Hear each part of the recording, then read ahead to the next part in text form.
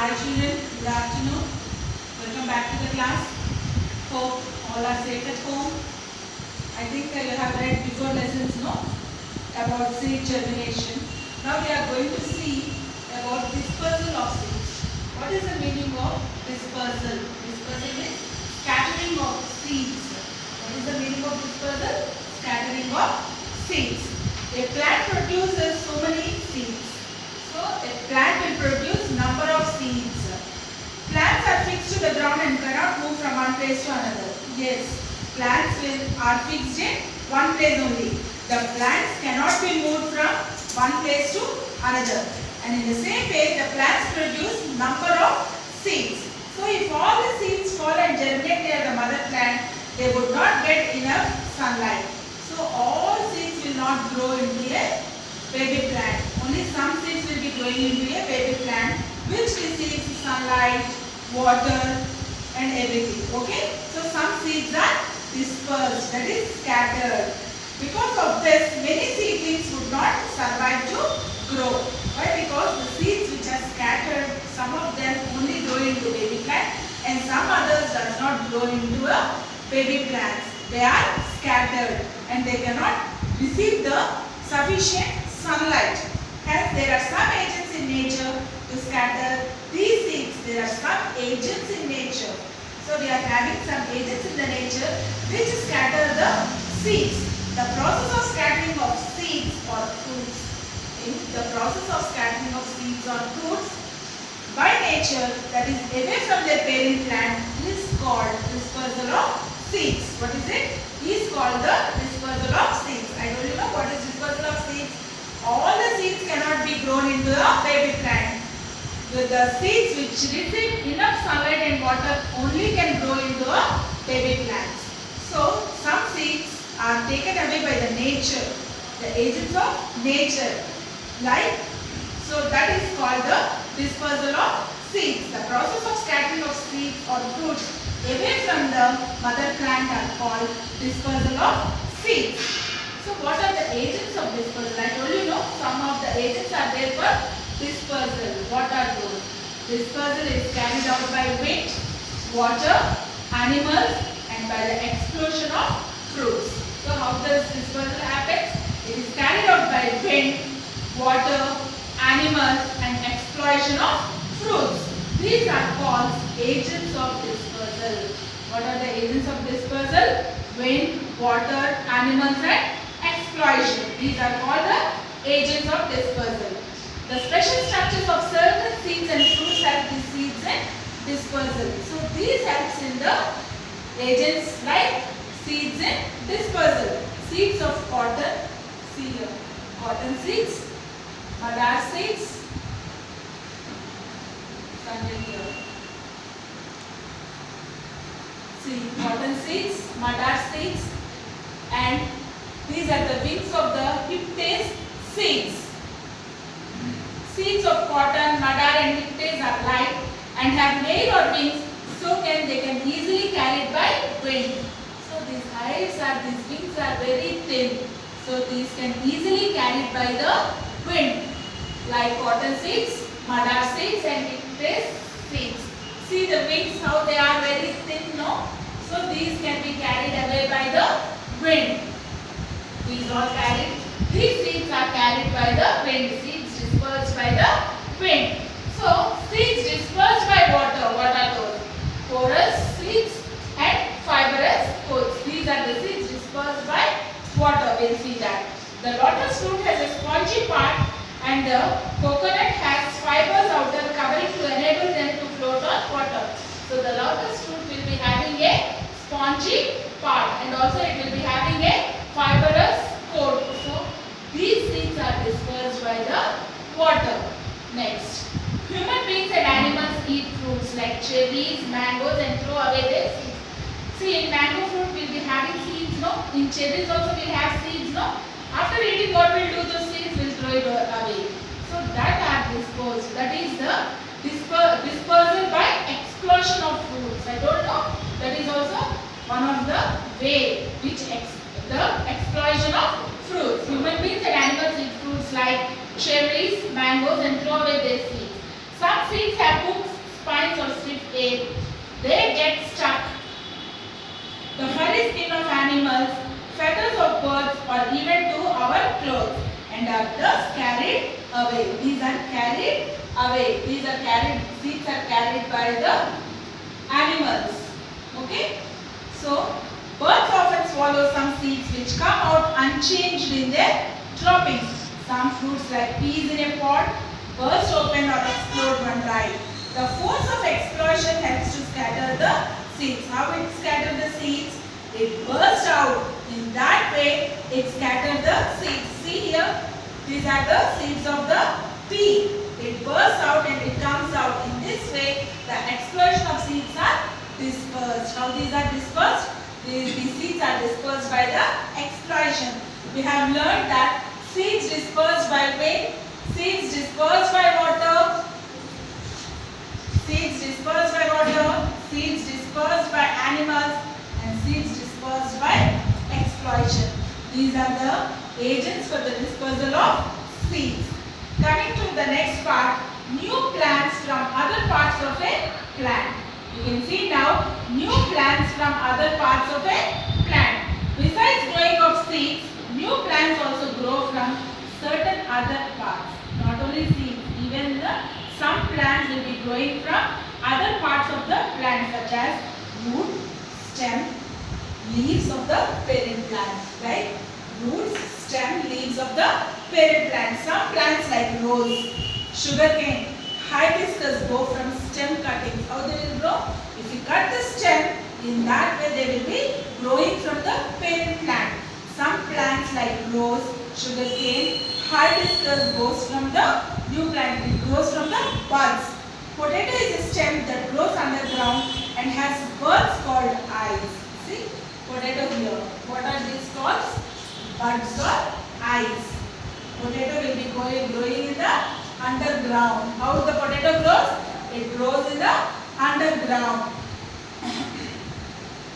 Any part of a potato that has buds on it can grow into a new plant. So any potato will be having buds that grows again into a new plant. Onion and ginger are also underground stems. What we call onion and ginger. I think you know onion and ginger. They are also called as underground stems from which new plants grow. Potato, onion, ginger, these all are called as underground stems.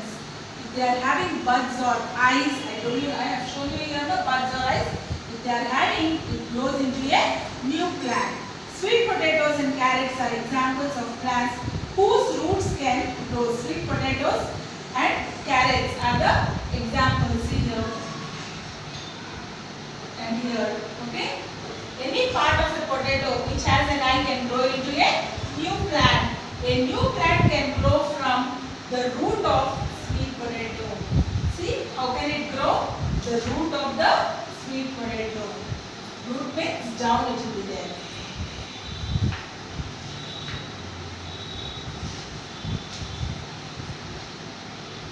The leaves of plants like bryophyllum can grow into new plants. See the leaves of the bryophyllum here. See the leaves, small leaves. So this also will be growing into a new plant. The leaves of the bryophyllum will also grow into a new plant. Okay, children? I have told no, not only from seeds, even from the plants also it grows into a new plant. Some plants will grow from a parent plant like potato, carrot, sweet potato, onion and ginger are the examples growing from a parent plant. Coming now, crops and vegetables.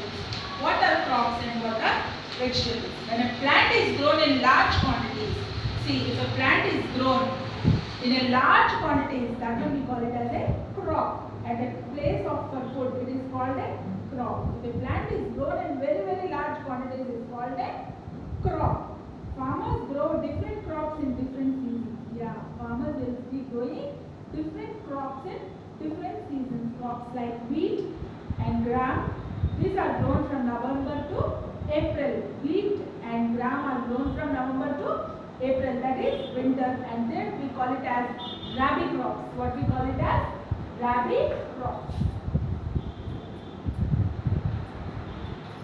We We call it as rabi crops. Crops grown from June to October. So the crops which are grown from June to October, we call it as kharif crops. What we call it as kharif crops. Okay, from June to October. So these crops are grown in summer. These crops are grown in winter.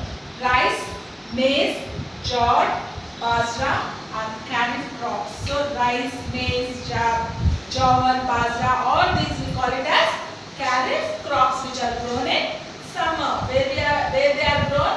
They are grown in summer. These are grown in winter. Rabi crops are grown in winter. Okay. Vegetables. I told you vegetables. A large quantities of plants grown are called as crops. Whereas vegetables like cabbage, cauliflower, radish, beet and pea are grown during winter. Vegetables like brinjal, pumpkin and gourd are grown in summer. Some vegetables are grown in winter. Some vegetables are grown in summer. Cauliflower and etc. are seen in rabi crops and they are grown in winter. All throughout the season will not get the cauliflower. Only in winter season you will be getting the cauliflower, and that vegetable we call it as rabi crop. Okay. Different plants not only grow in different climates and seasons but also require different kinds of soil. See, not only these crops are not only grown in different kinds of climates but also are grown in different kinds of soils. All the crops are not grown in same soil, they are grown in different kinds of soil. Rice and jute grow in clayey soil. Where are they grown? They are grown in clayey soil, rice and jute, which holds plenty of water. They are grown in clayey soil. Why? Because this clayey soil holds plenty of water. So for rice and jute, they need plenty of water. So the clayey soil is only suitable for rice and jute because it holds plenty of water. On the other hand, jowar and bajra are grown in sandy soil. Okay, cotton grows well in black soil. Tea plants are grown in moist soil, the soil which is moist. Tea plants need moist soil and grow on the slopes of hilly areas. How they are grown? They are grown in the slopes of the hilly areas. Maize grows well in the dry soil. Maize are also grown in the dry soil of plains or hills. Onion and groundnut made well drained and sandy soil. Well drained and sandy soil. I told you rice and jute are grown in clayey soil. Why? Because it needs plenty of water. Jowar and bajra are grown in sandy soil. Tea plants are grown in moist soil and also in hilly areas. So coconut trees are grown in coastal areas. See, all coastal areas, we have number of coconut plantations in our area only. So if we go to Konaseema area, we will see number of coconut plantations. That is, it grows in coastal areas. Maize are grown in dry soils and onion and groundnuts are grown in well drained and sandy soils. So these plants are not only grown in different climates but they are also grown in different kinds of soil. Some in clayey soil, some in sandy soil, some in moist soil, some in coastal areas and some in well drained soils. Okay children, I hope you have understood. And next, how do farmers grow good and healthy crops? So how do farmers grow good and healthy crops? How do they grow? Plants need to be grown on a large scale to feed the entire population of a country. Yes, plants are needed to grow in more quantities because from plants only we will get rice, vegetables, jute, cotton, coconuts and everything whatever necessary for us. We are getting only from plants. What they have to do? They have to grow in more and more quantities. For a good and healthy crops, farmers know about the soil, climate and season for growing it. Yes, farmers will be knowing about the climate, the season and which soil is suitable for the crops to grow in large quantities. They plow and prepare the soil. They plow the field and prepare the soil for that season. They choose healthy and ripe seeds for sowing. They also choose healthy and ripe seeds. They add manure or fertilizers to soil. Manure is added to soil to increase production. Manure is added to soil for increase of the production. Fertilizers like urea, superphosphate, ammonia sulfate and nitrate are also added to the soil.